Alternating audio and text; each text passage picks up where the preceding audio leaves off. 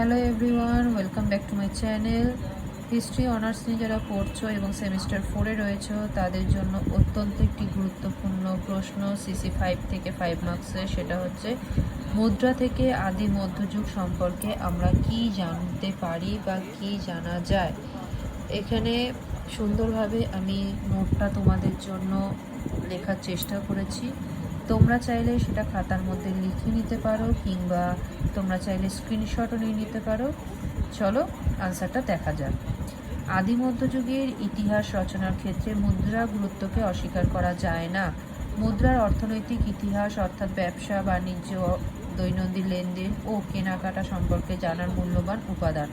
সাম্প্রতিককালে রাজনৈতিক ও সাংস্কৃতিক ইতিহাস রচনার ক্ষেত্রে মুদ্রার বিশেষ ব্যবহার লক্ষ্য করা যায়। প্রকৃতপক্ষে আদি মধ্যযুগের মুদ্রার অস্তিত্ব কী পরিমাণে ছিল তা নিয়ে বিতর্ক আছে। আদি মধ্যযুগে পাল বা সেন রাজবংশের কোনো মুদ্রার কথা জানা যায় না। শুধু তাই নয়, রাষ্ট্রকূট রাজবংশের রাজারাও কোনো মুদ্রা চালু করেছিলেন কিনা তারও কোনো প্রমাণ পাওয়া যায় না। প্রতিহার বংশের শাসকগণ মুদ্রা প্রচলন করলেও সেই মুদ্রাগুলির ধাতব বিশুদ্ধি ও ওজনের স্থিরতা নিশ্চিন্ত নয়। অধ্যাপক রামশরণ শর্মার মতে খ্রিস্টীয় 10ম শতকের আগের প্রায় 400 বছর ধরে ভারতবর্ষে স্বর্ণ মুদ্রার অনুপস্থিতি এবং অন্যান্য ধাতব মুদ্রার অপ্রতুলতা দূরবর্তী বাণিজ্য সংকোচনের ইঙ্গিত দেয়। তবে এই মতের বিরোধিতাও দেখা যায়। অধ্যাপক যতীন্দ্রনাথ মুখোপাধ্যায় দেখিয়েছেন যে আনুমানিক 700 থেকে 1200 খ্রিস্টাব্দ পর্যন্ত সময় মুদ্রার বহুল প্রচলন ছিল ও সমৃদ্ধশালী বাণিজ্য চালু ছিল।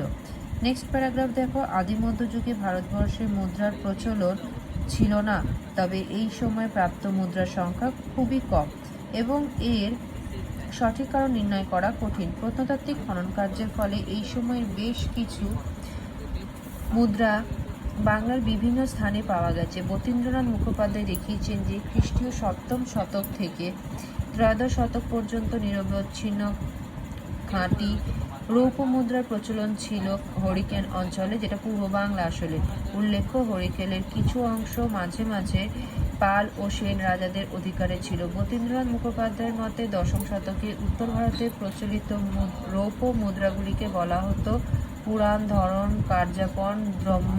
গ্রাফ হচ্ছে খ্রিস্টীয় 10ম শতকের উত্তর ভারতে গুর্জর, প্রতিহার ও চন্দেল্যদের লেখতে 32টি ওজন বিশিষ্ট রূপার মুদ্রা, পুরাণ, কার্যাপন প্রভৃতির উল্লেখ আছে। 10ম শতকের প্রথমার্ধে প্রতিহার শাসক বিনায়ক পালের নামাঙ্কিত 54টি রূপার মুদ্রা আবিষ্কৃত হয়েছে।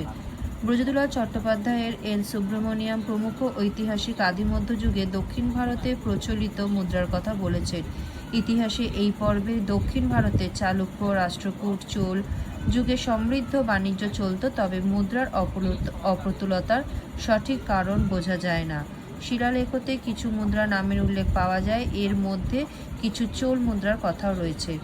বিডি চট্টোপাধ্যায় এবং এন সুব্রমণিয়াম মনে করেন যে চোলদের সময় স্বর্ণ মুদ্রার প্রচলন ছিল, তবে বাস্তবে কোনো মুদ্রা পাওয়া যায়নি। অধ্যাপক রামশরণ শর্মা মনে করেন সঙ্গম সাহিত্য এবং শিলালেখতে উল্লেখিত মুদ্রাগুলি আসলে ছিল তামার টুকরো, যেগুলি মন্দিরে দেবদেবীদের অর্ঘ্য হিসেবে দেওয়া হতো। এই প্রসঙ্গে উল্লেখ্য, মুদ্রা থেকে ধর্মীয় কর্মকাণ্ডের কিছু খণ্ডিত চিত্রও জানা যায়।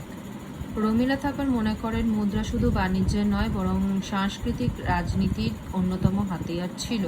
পরের প্যারাগ্রাফ। আদি মধ্যযুগের মুদ্রা থেকে আমরা সেই সময়কার শাসন ব্যবস্থা, রাজনীতি, ধর্মীয় ভাবনা, আর্থিক অবস্থা প্রভৃতি সম্পর্কে জানতে পারি। পাল, চোল, রাষ্ট্রকূট, প্রতিহার শাসকরা মুদ্রার মাধ্যমে শুধু বাণিজ্য চালাতেন না, নিজেদের পরিচয় ও শক্তির বার্তাও জনগণকে দিতেন। তাই আদি মধ্যযুগের ইতিহাস রচনার ক্ষেত্রে মুদ্রা এক গুরুত্বপূর্ণ দলিল, যা সেই যুগের রাজনীতি ও সংস্কৃতির স্পষ্ট ধারণা বহন করে। ভিডিওটি যদি ভালো লেগে থাকে তাহলে চ্যানেলটিকে সাবস্ক্রাইব করে দিও এবং লাইক বাটনটি প্রেস করে দিও, আর যদি সম্ভব হয় তাহলে বন্ধুদের মধ্যে একটু শেয়ার করে দিও। সবাইকে ধন্যবাদ।